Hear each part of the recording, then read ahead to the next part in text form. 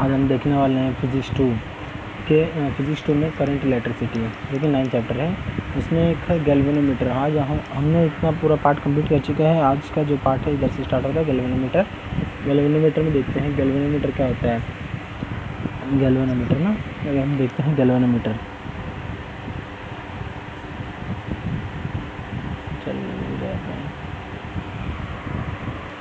Galvanometer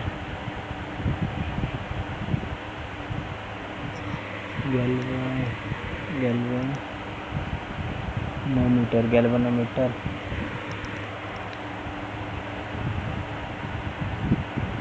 ठीक है। आज का इसके पहले आपने सुना था एमीटर होता है, क्या होता है, एमीटर होता है, फिर होता है फिर वोल्टमीटर होता है। इसी तरह गैल्वेनोमीटर है, ठीक है। गैल्वेनोमीटर, वो एमीटर क्या करने का क्या काम आता है कि करंट कितना है वो फाइंड करने का काम आता है, ये करंट कितना है, ठीक है। वोल्टमीटर वोल्टेज फाइंड करने के लिए काम आता है, ठीक है, कि कितना वोल्टेज है इसमें, ठीक है। और गैल्वेनोमीटर क्या करता है, गैल्वेनोमीटर दोनों करता है, करंट को भी फाइंड करता है, वोल्टेज भी को भी फाइंड करता है, मतलब, ठीक है। वोल्टेज भी बताता है, करंट भी बताता है, ठीक है। ये तो इसी से हम लोग स्टार्ट करते हैं गैल्वेनोमीटर। तो गैल्वेनोमीटर क्या करते हैं, पहले क्या करना है, ये जो वीकेस्ट करंट रहता है ना उसको फाइंड करता है, डिटेक्ट करता है पहले। इसको हम लोग लिख सकते हैं, हम लोग use to detect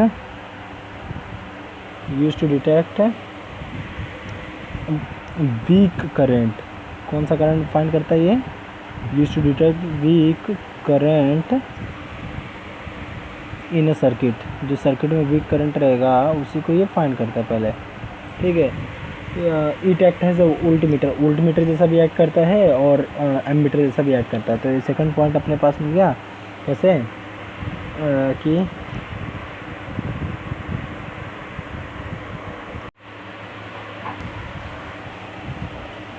it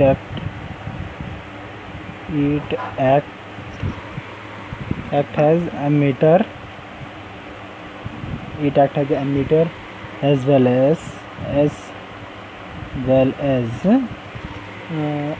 voltmeter, दोनों के जैसा काम करता है ना ये, इसके लिए वोल्टमीटर, ठीक है। और थर्ड पॉइंट हमें क्या पता चलता है कि जो इसके पास एक कॉइल होता है, इसका पहले डायग्राम बना लेते हैं, उसके बाद थर्ड पॉइंट अच्छे से आपको समझेगा। देखो ये क्या है, हॉर्स शू। देखो ये मैग्नेट है हॉर्स शू की शेप का, ये नॉर्थ पोल है, ये साउथ पोल है, हॉर्स शू मैग्नेट। ये क्या हो गया, साउथ पोल। इसके बीच में कॉइल है, उस कॉइल से एक डिफ्लेक्शन नीडल लगा हुआ है और एक पॉइंटर। ये सब क्या है, पॉइंटर है। ये कब काम करेगा, देखो जो कॉइल है दोनों मैग्नेट के बीच में है, क्या है, दोनों मैग्नेट के बीच में है, एक कॉइल है। जब इसी मैग्नेट की वजह से एक मैग्नेटिक फील्ड बनेगी, इसी कॉइल के से एक मैग्नेटिक फील्ड बनेगी, मैग्नेट की वजह से कॉइल में से एक मैग्नेटिक फील्ड बनेगी कॉइल के इधर अराउंड। तो जब ये कॉइल के अंदर मैग्नेटिक फील्ड बनेगी तो उसी मैग्नेटिक फील्ड की वजह से जो ये कॉइल है रोटेट करेगा, ऐसा मतलब रोटेट करेगा। जब रोटेट करेगा तो इस पॉइंटर में डिफ्लेक्शन आएगा, तो इसी डिफ्लेक्शन से हमें मालूम पड़ेगा कि कितना करंट है या तो कितना वोल्टेज है, ठीक है। करंट मालूम पड़ता है इससे, ठीक है। जब ये डिफ्लेक्शन करेगा जितना भी, अगर हम लोग को ये देखो, ये जो है साउथ पोल है और नॉर्थ पोल है, इनकी वजह से एक जो मैग्नेटिक फील्ड बन रही है, उस मैग्नेटिक फील्ड की वजह से जो कॉइल है उस कॉइल को रोटेट हो रहा है। उसके रोटेट होने से जो ये पॉइंटर डिफ्लेक्ट कर रहा है, और जितना डिफ्लेक्ट हुआ रहता है उतना हमें मालूम पड़ता है कि उतना करंट मिला है अपने को, ठीक है। तो इसी को हम लोग लिख सकते हैं, थर्ड पॉइंट में क्या लिख सकते हैं, it contains coil in between horse shoe magnet. जो ये है ना वो हॉर्स शू शेप का रहता है, मैंने आपको ऐसे बना के दिखाया है, लेकिन हॉर्स शू शेप का होता है, हॉर्स शू मैग्नेट, ठीक है। Magnet which deflects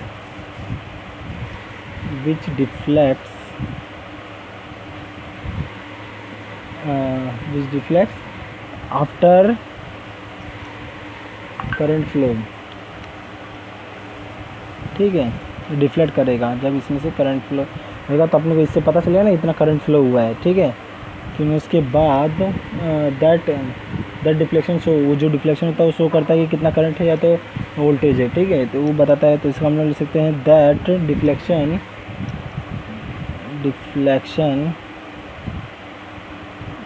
shows the current and potential difference,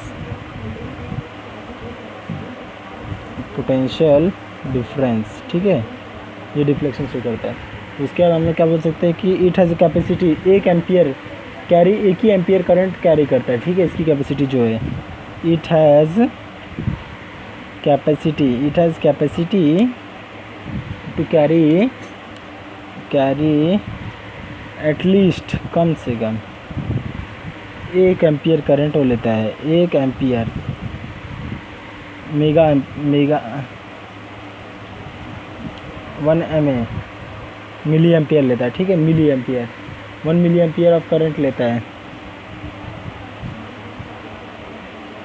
ठीक है, इतना आपको पता चला। अब नेक्स्ट देखते हैं हम लोग, अब हम देखने वाले हैं कि गैल्वेनोमीटर को हम लोग एमीटर कैसे यूज़ कर सकते हैं, एज एन एमीटर, मतलब गैल्वेनोमीटर को एज एन एमीटर कैसे यूज़ कर सकते हैं, ठीक है।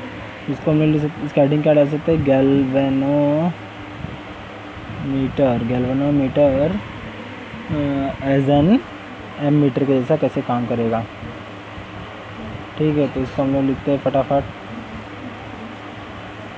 इसका एक्सप्लेनेशन भी आपको करता हूँ मैं। कंसीडर जो IS है, IS क्या है, फुल स्केल डिफ्लेक्शन करंट है, ठीक है, IS क्या है, फुल स्केल डिफ्लेक्शन करंट है, हम लोग नोटेशन देखेंगे बस कल। और एंड G क्या है, G एक रेसिस्टेंस है, ठीक है, रेसिस्टेंस है G। तो इसको हम लोग IS and IG is the full scale deflection current, full scale deflection current है। एंड इसको हम लोग पहले इसको ब्रैकेट में बंद कर लेते हैं क्योंकि ये IS है अपना, ठीक है, IS को डिनोट कैसे, इसका मतलब क्या है कि ये फुल स्केल डिफ्लेक्शन करंट है। एंड रेजिस्टेंस, मतलब G क्या है, रेजिस्टेंस है, तो इसको बताने की कोशिश किया ना, IS and G is the full scale deflection current and resistance, मतलब जो पहला है उसको ये समझा, और ये G है और ये रेजिस्टेंस उसका, ठीक है। इसको हमने बताया in moving coil galvanometer,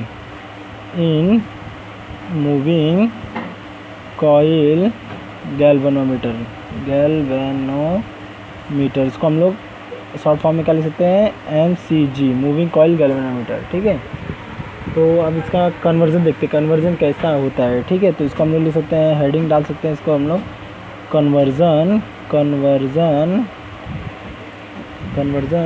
of moving coil galvanometer MCG, moving coil galvanometer to ammeter में कैसे कन्वर्ट करेंगे, ठीक है। वो तो नोटेशन था ऊपर वाला, अभी नीचे से हमको मालूम पड़ेगा कन्वर्जन कैसे होता है MCG टू एमीटर, ठीक है। तो इसको हम लोग क्या बोल सकते हैं कि पहला पॉइंट क्या बोल सकते हैं हम लोग कि जो इफेक्टिव करंट है मस्ट बी इंक्रीज्ड, वो इंक्रीज्ड होना चाहिए कभी भी, जो इफेक्टिव करंट है, effective current must be increased, मतलब वो ज़्यादा होना चाहिए।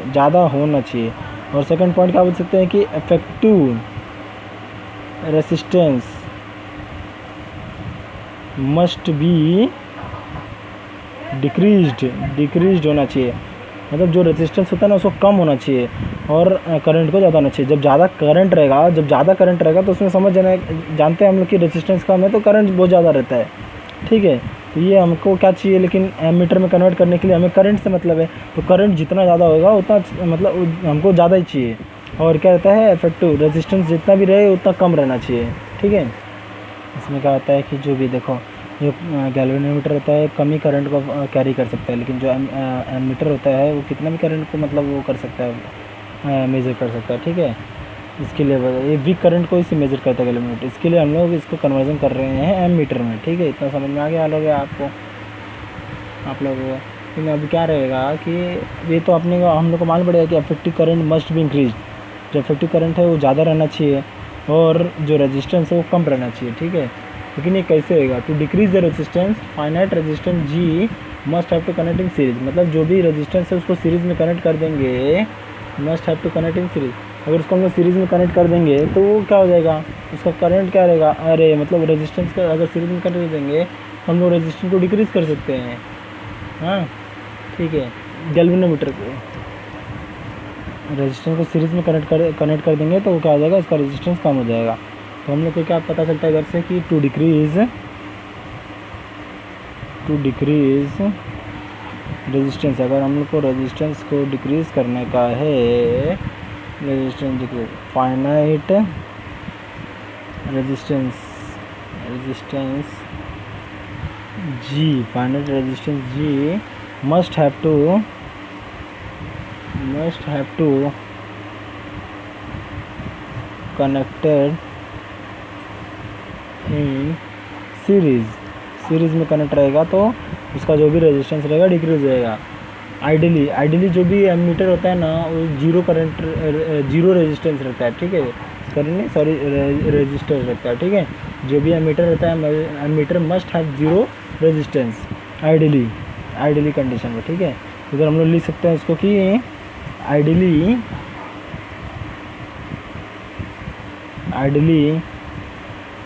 एमीटर मस्ट हैव ज़ीरो, क्या है, ज़ीरो रेजिस्टेंस रहता है आइडियली उसके पास, एमीटर के पास करता है ज़ीरो रेजिस्टेंस रहता है, ठीक है। बट अगर ज़्यादा करंट मिल जाएगा, अगर उसके सर्किट को अगर ज़्यादा करंट मिल जाएगा तो वो डैमेज भी हो सकता है ना। तो इसके लिए हम लोग कुछ जो रेजिस्टेंस होता है उसको हम लोग पैरेलली में लगा देते हैं कि वो रेजिस्टेंस को थोड़ा सा रेजिस्टेंस को लगा देते हैं कि करंट थोड़ा सा कम रहे। तो मतलब ज़्यादा करंट नहीं होना चाहिए ना, ज़्यादा भी तो सर्किट को डैमेज कर सकते हैं। इसके लिए हम लोग थोड़ा सा पैरेलली करंट रेजिस्टर लगा देते हैं, ठीक है। कल हम लोग इसको क्या लिख सकते हैं, तो but the extra effective flowing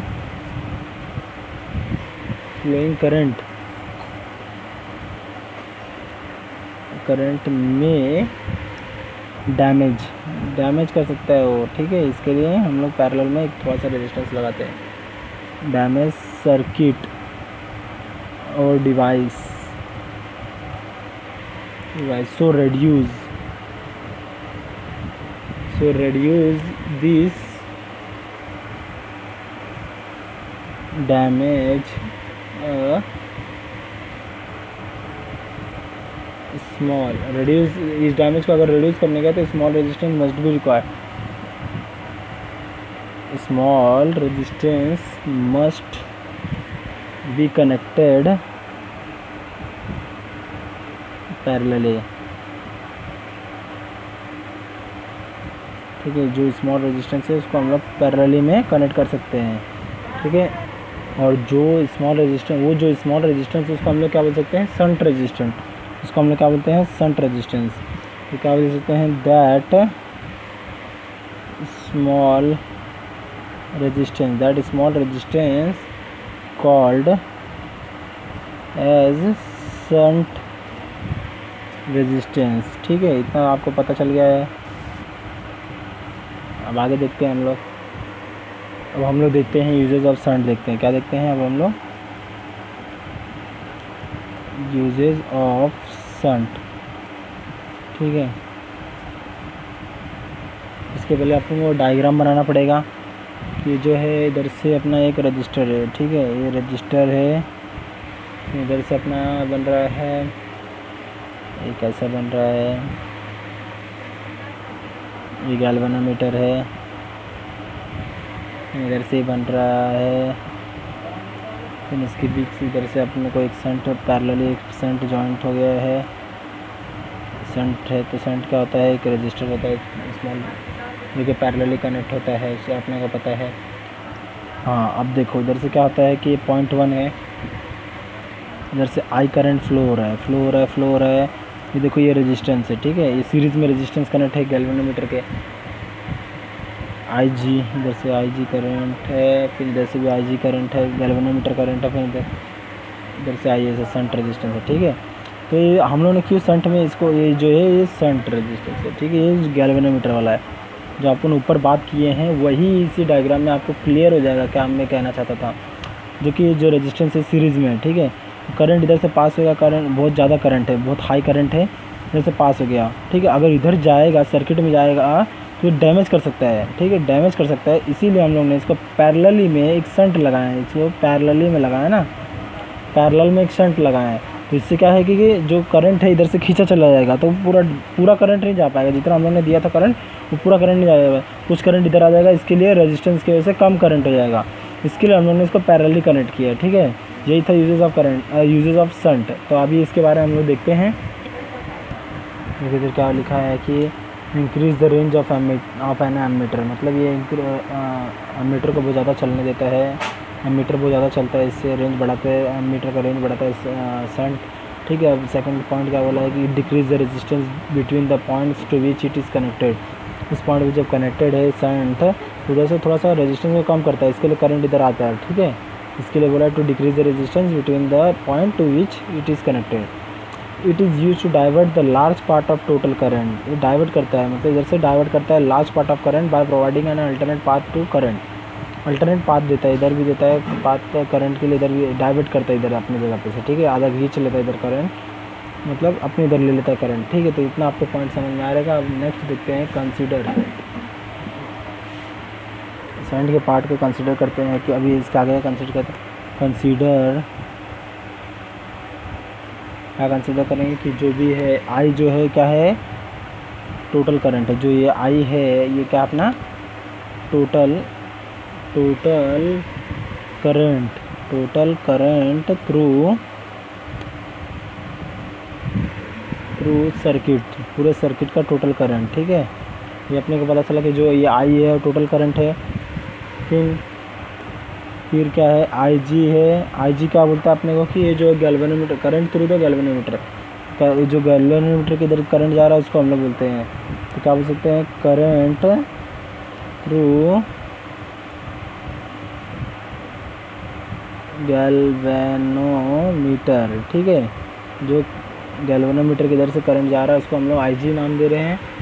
और आई एस किसको नाम दे रहे हैं, आई एस बोलते हैं हम लोग जो शंट करंट, जो करंट है शंट किधर जा रहा है, करंट थ्रू शंट रेजिस्टेंस,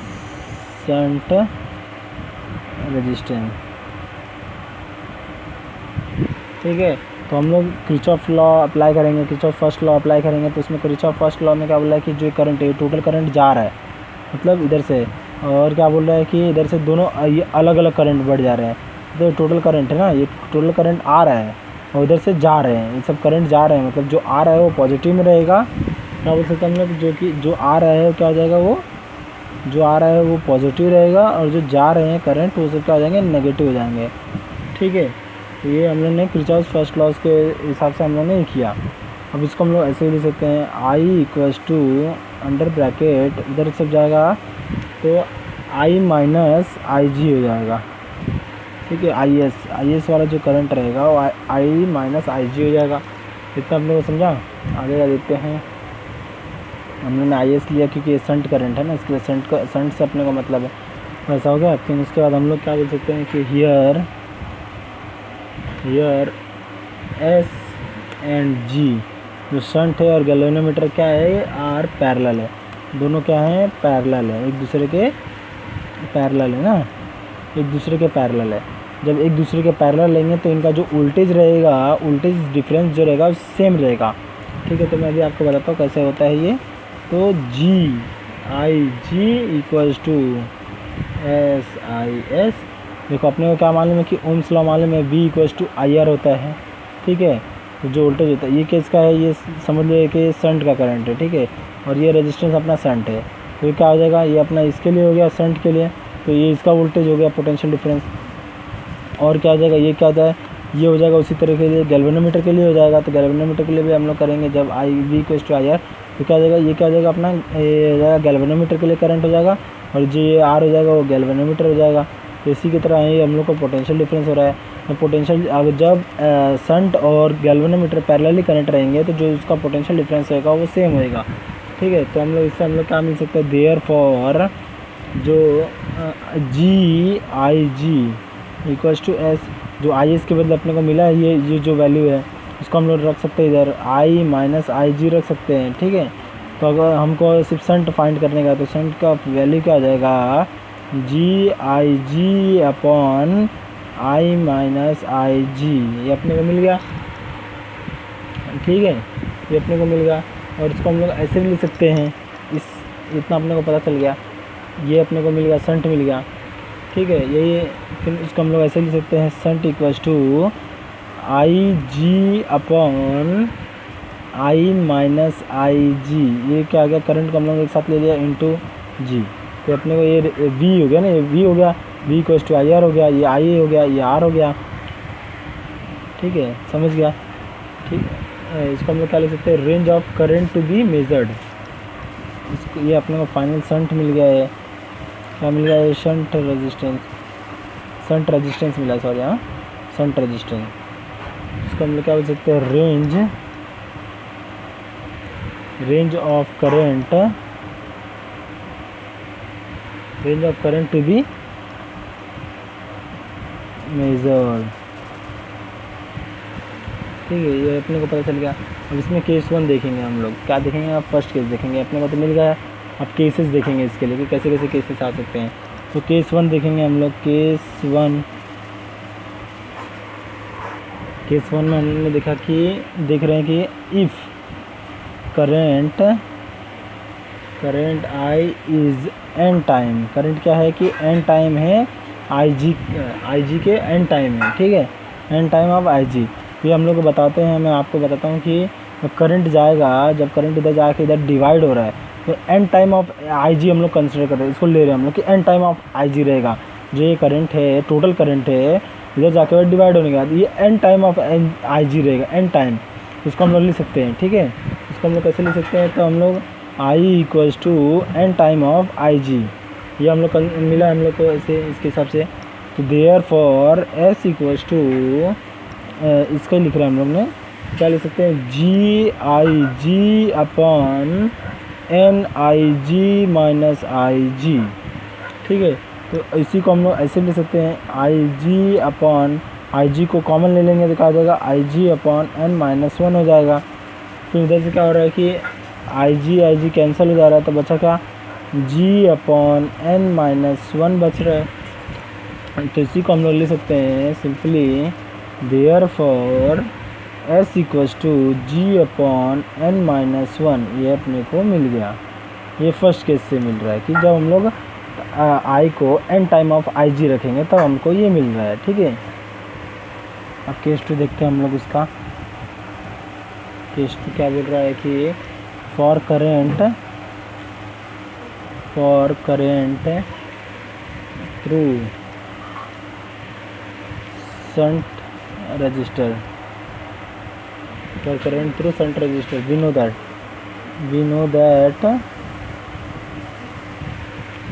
जो जी आई जी इक्वल्स टू, जो पोटेंशियल डिफरेंस होता है सेम होता है, ठीक है, जब करंट जाएगा थ्रू शंट रजिस्टर, और करंट थ्रू शंट रजिस्टर, जब ये तो अपने को मालूम है, G I G equals to S I S, ठीक है। अब हम लोगों ने पिछले कंडीशन में क्या लिया था, हम लोगों ने कि जो आई एस लिया था ना, हम लोगों ने पिछले कंडीशन में क्या लिया था, I S equals to I minus I G लिया था ना। अब इस कंडीशन में क्या लेंगे, I G equals to I minus I S, ये लेंगे, ठीक है। अब आई जी की जगह पे पुट करेंगे अपन, तो क्या लिख सकते हैं हम लोग, आई जी को हम लोग क्या लिख सकते हैं, therefore G into I minus I S equals to S I S, ठीक है। और इसको इंटू करते हैं अंदर, I G minus G I S equals to S I G, ठीक है। इतना अपने को पता चला, ये कैसे आया अपने को पता चला, ये वाला, ये इसके हिसाब से आया, कैसे आया, I G equals to I minus I S, ठीक है। इतना ये अपने को कंडीशन से पता चला। अब इससे हम लोग क्या कर सकते हैं कि जो जी आई है अपना, जी आई है, इसको इस साइड लेके जा सकते हैं, अपन लेके जा सकते हैं ना, तो I S G equals to, अरे प्लस ये इस साइड आएगा तो प्लस हो जाएगा जी आई एस, ठीक है कि नहीं, ये एस होता है, हाँ ठीक है सॉरी, ठीक है ये भी आई एस है, गलती से लिख दिया था हम लोग ने आई एस। अब इसमें क्या है आई एस कॉमन हो जाएगा, तो इसको हम ले सकते हैं therefore G I equals to, I S common निकल गया तो एस प्लस जी हो गया अपने पास, ठीक है। तो इतना अपने को पता चला, आई एस कॉमन निकल गया, जी हो गया। फिर जी को ऐसे कैसे रखते हैं और ये अपॉन नीचे आ जाएगा एस प्लस जी, और आई एस ऐसे ऊपर रहेगा और आई नीचे आ जाएगा, इतना अपन कर सकते हैं। तो इससे अपने को क्या पता चलता है, इससे अपने को ये मिलता है therefore I S upon I A equals to G upon S plus G, ये अपने को पता चलता है सेकंड कंडीशन से, ठीक है। सेकंड कंडीशन में था। आज के लिए इतना बस, और अगले वीडियो में देखेंगे हम लोग कि कैसे, अभी तो हम लोग ने देखा गैल्वेनोमीटर को एमीटर में कैसे कन्वर्ट करना था, अब हम लोग देखेंगे गैल्वेनोमीटर को हम लोग वोल्टमीटर में कैसे कन्वर्ट करेंगे, ठीक है। आज के लिए इतना ही, थैंक यू।